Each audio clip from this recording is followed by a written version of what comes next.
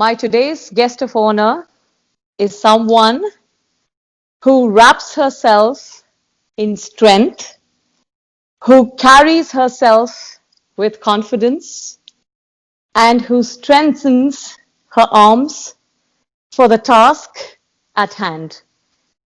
More so, she is an extremely busy and a goal-oriented individual, coupled with being extremely vibrant, dynamic, and a lively and boisterous personality.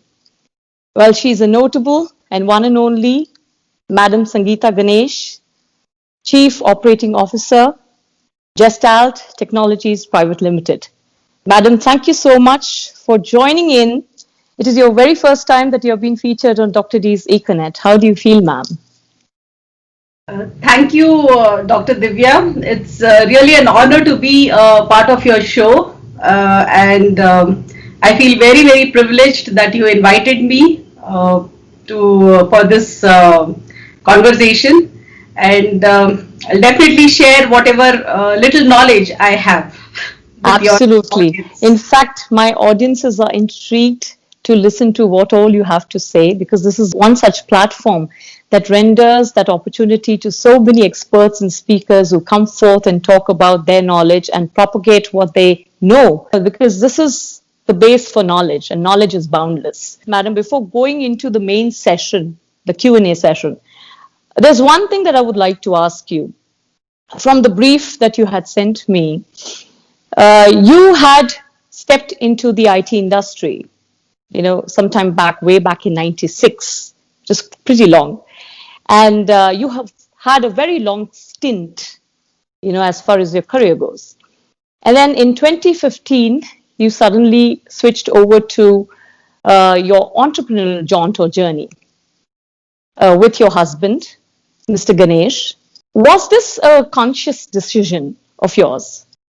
Yes, this was a conscious decision, and the long-term goal was always there when I started working. Right from the day I was working, and right from the day I met my husband. In fact, I mean, the first time we met, he shared his ambition. He said that, look, I'm working for an IT company, and my long-term goal is to set up my own organization someday. Mm-hmm. Mm-hmm. And all that I look forward is complete support from your side, and to help both of us achieve our dream. And at some point of time, I want you to be part of that, part of my dream. Mm-hmm. So it was the dream had started the day we met, and then it just went on. So he went on to start the company in 2008. Okay. And then he pulled on for 7 long years, struggled hard, built it up. And then when the platform was ready, he said, now enough is enough. You've worked for everyone. Now come and achieve your dreams over here. So I just wanted to know, sir, had already a very strong background in healthcare? No, healthcare, IT also, again, it just happened to us. I mean, it was not a choice, or it was not decision as such. It was just at the time he was setting up his organization.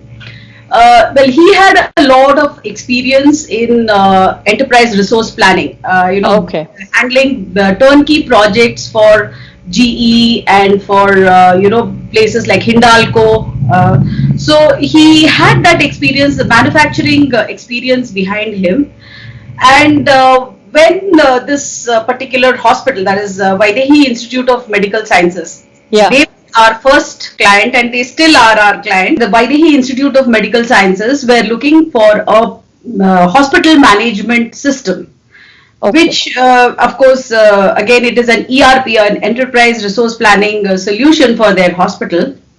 And it so happened that the project came to his ex-boss. And at that point of time, he had no resources, and he said that, Ganesh, you have started on your own, and I think you're the only person who can do this, who can execute this project end to end without any glitches. So take it up. So that's how it landed on our laps. And once he started working on that area, he started realizing that there's a lot that we can offer, lot that we can bring to the table for the healthcare industry. And then there was no looking back. So it was one after the other hospitals we started. There was no marketing as such, because it was just word of mouth. And yeah, so doctors used to recommend, so see, this guy is doing this for us, and why don't you try them out? And that's how it went from one hospital to the other.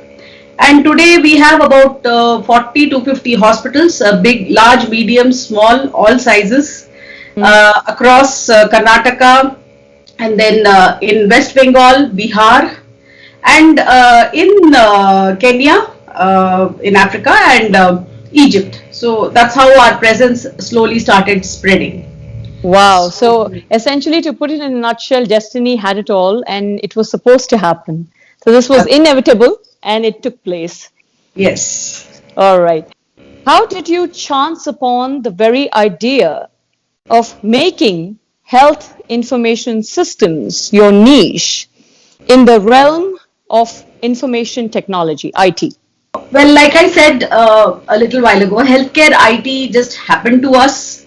It just landed on our laps because one of the leading hospitals in Bangalore was in need of a system that could help them, an electronic system that could help them manage their hospital resources in a much better way, and also maintaining records of patients electronically, because this particular hospital, which is Vaidehi Institute of Medical Sciences, it's a huge place and it's an ocean basically. They have lots and lots of patients coming in, and they also have some kind of a charitable setup where they do a lot of free treatment for patients walking in. And so it's a very big and it's a medical college hospital. So when we started working on that project, or rather when my husband started working on that project, he realized that there's such a big gap, there's such a big need for these kind of systems or these kind of resource planning for hospitals, where and this started at a time when so much was manual. Most of the operations were handled manually, and there was no way the hospital could control their material, their inventory, their pharmacies. Everything was in a chaotic situation. And then when system was brought in place where everything could be organized, they could monitor their inventory, they could monitor their pharmacies, they could monitor what was coming in, going out, monitor the patients, maintain their health records electronically.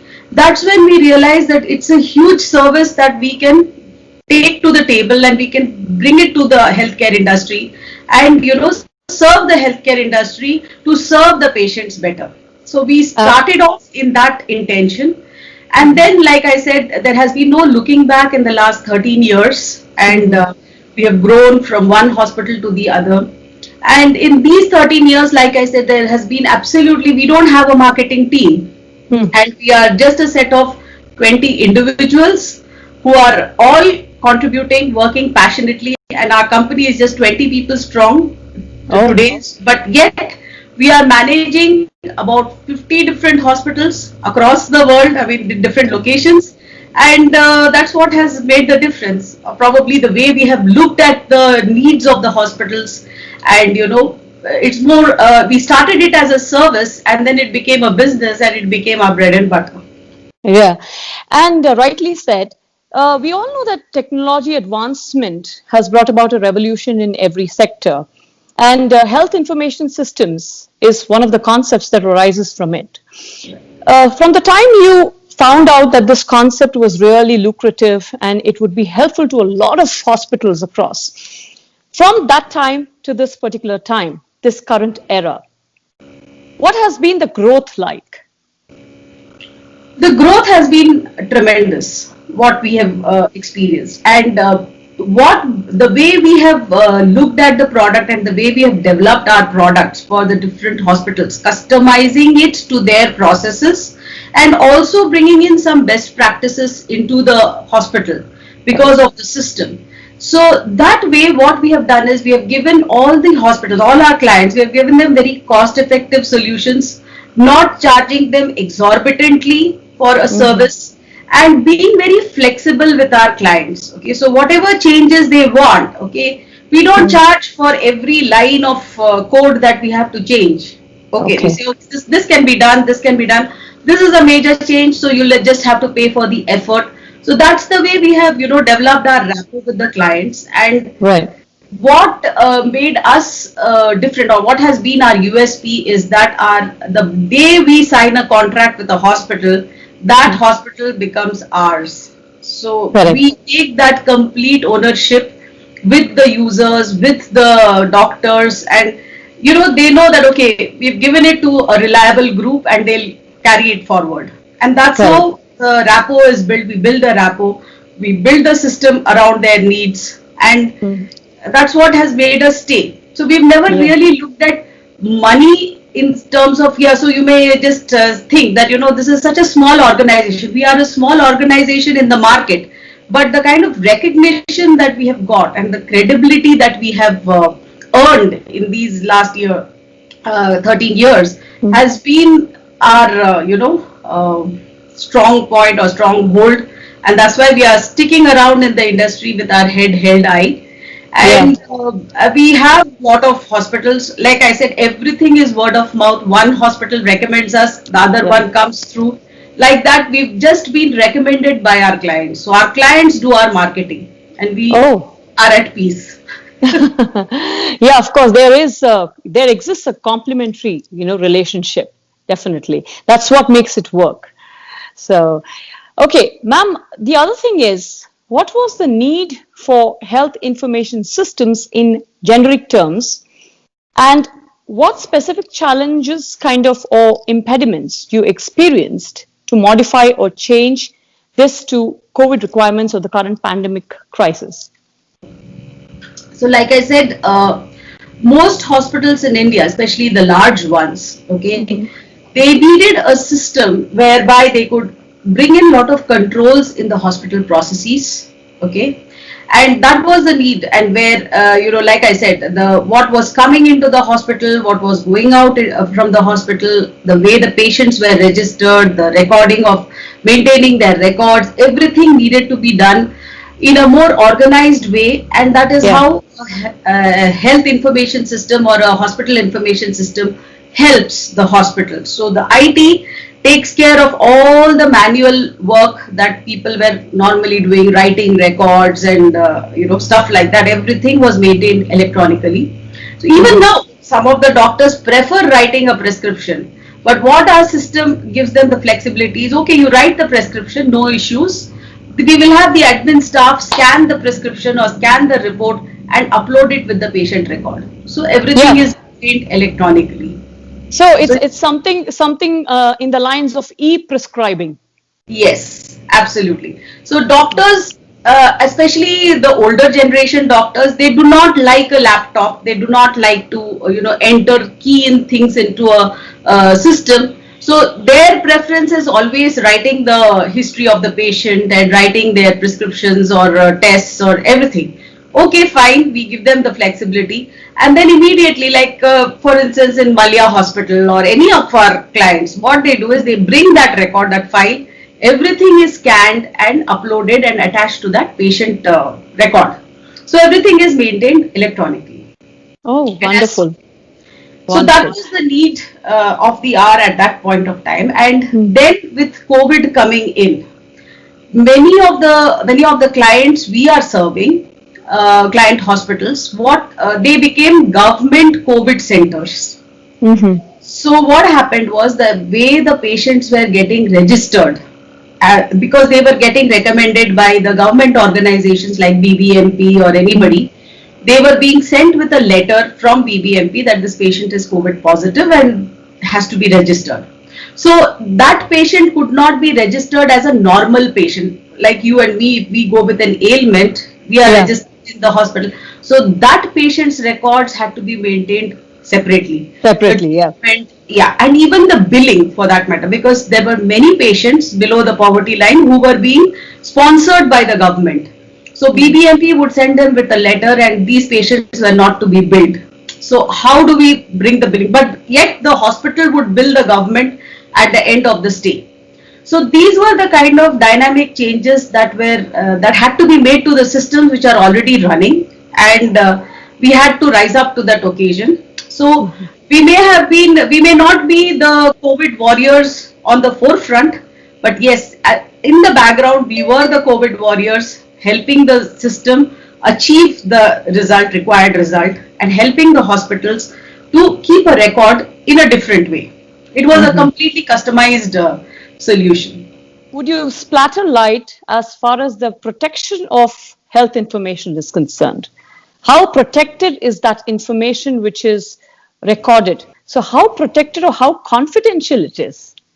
Okay, so unfortunately in India, we do not have a protocol like in the US. You have the HIPAA protocol, which ensures patient data security. Okay, so in India we don't have that facility, or we don't have such protocols where you can secure your patient data. But so far, how we have maintained is that whichever hospital is our client, we kind of encrypt their database. So that data only belongs to that hospital. And it is, again, another thing is we believe in ethical practices. Okay, there have been a lot of people approaching us for the patient data and say, okay, you can give us, we can do this kind of analytics, we can do that. We say, sorry, patient data belongs to the hospital and only to them, and we will not compromise on that. So our databases are encrypted, so only the hospital database administrator and our person over there knows about it. No one else gets access to that data.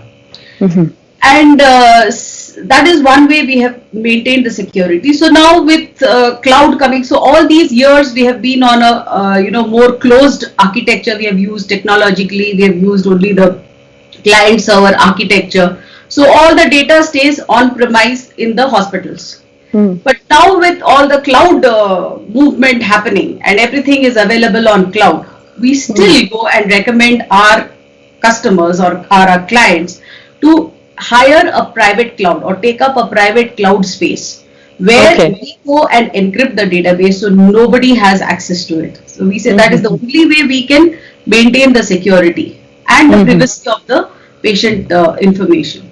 And that is where we believe in that ethical practice, and we feel that okay, even though there is no protocol in India, we still want to maintain that standard so that tomorrow nobody is in trouble because of that. So correct. In fact, unless stern protocols are followed, things actually cannot be controlled. So very correctly said and put. Another issue is here. What is your take on the changing perception of women in workplace? Has it improved, and how far do we still have to go? Well, Dr. Divya, the situation in India is such that we have a long way to go, and it's not only India, it's all over the world. And the perception of women in the workplace, and yes, we have a long way to go, and for women to really come out and achieve what they want, there is a huge need for a big support system at home. So you need encouraging parents, you need encouraging in-laws, you need an encouraging spouse who can support you all the way in that journey, and that's when you can really go ahead and achieve. And I'm really thankful to God that I've been very lucky in having such parents. And after I got married, my mother-in-law was a great source of strength and support for me. So whenever I had to go on overseas assignments, I used to be nervous, but she used to give me that strength, and she says, no, you should go out and see the world, you should learn from your experiences, and she would give me that strength and make me move ahead, and you should learn to live alone in these hotels. And I used to be a very nervous and scared person. So she said, no, why should you be scared? I mean, if nobody is going to come and eat you up in a hotel, go ahead and and my spouse has been extremely supportive in my entire career journey. It is only because of him that I have been able to achieve so much and come here in this position. And he has been, again, I have not attended any business school or management school, but Yeah. he has been my management guru, walking, talking guru all along. And every time, learning to talk to a customer and client, and what to commit, what not to commit, how to handle it from a management perspective.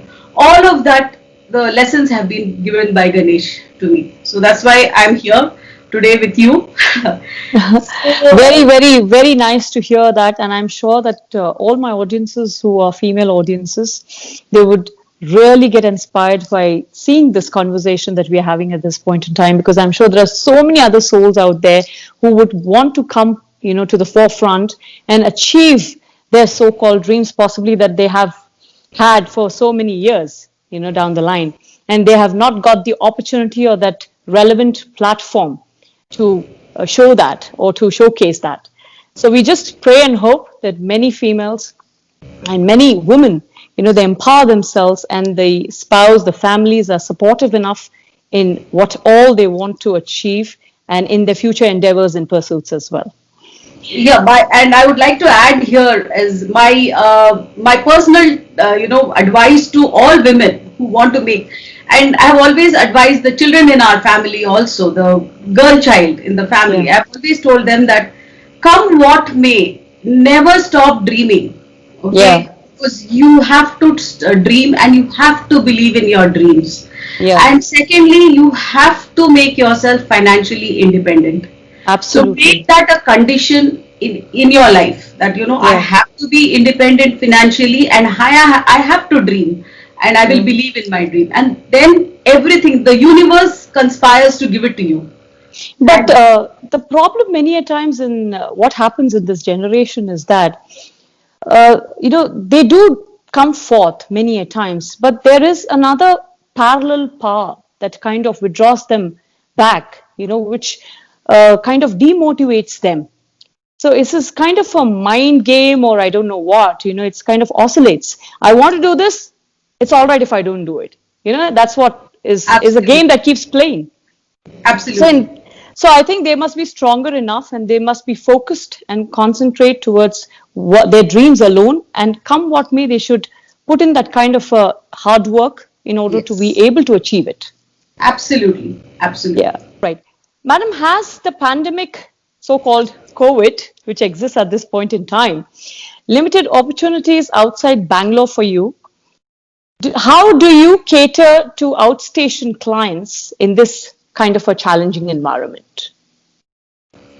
Good question. Pandemic did affect us a lot in terms of, we could not send our people, like in many of hospitals, many of our hospitals where we send our employees to support the users and the IT department. They turned into COVID hospitals, and they said don't come. Oh, So we had to depend on remote support. So I must really appreciate my team, or our team over here. They all worked round the clock to ensure that every client that they were supporting was comfortable during the pandemic, and was comfortable till such time these people could go on site and support. So they were always on calls 24/7, always available. Even if they were working from home, they never took a day off, and I really appreciate my team for that, their sincerity, their hard work. So I would definitely, if I were to appreciate COVID warriors, I would appreciate my team. They were the real yeah. COVID warriors, helping remotely. So we did a lot of remote support. And coming to outside of Bangalore, there were lots of demands from our clients for, overnight changing our strategies and giving them new modules like telehealth. Telemedicine became the need of the day, or need of the Okay. hour at that moment. So the doctors were telling that we can't forego our regular patients. They need our help. So we need telemedicine. So give it to us as a module. And they gave us time like 2 weeks, 3 weeks. In 3 weeks, we had to turn around things and, develop new things for them, so that they could go online on Zoom, and they could contact their patients. So we had to develop mobile apps for that, for the doctors, for the patients, so that they could see each other, talk to each other, so that nothing stopped. Business was as usual for so many doctors, and Right. again it was, everything was remote, but it went smooth, it went very well, thanks to God's grace. I would really say that it was God's grace that we pulled through this. All right.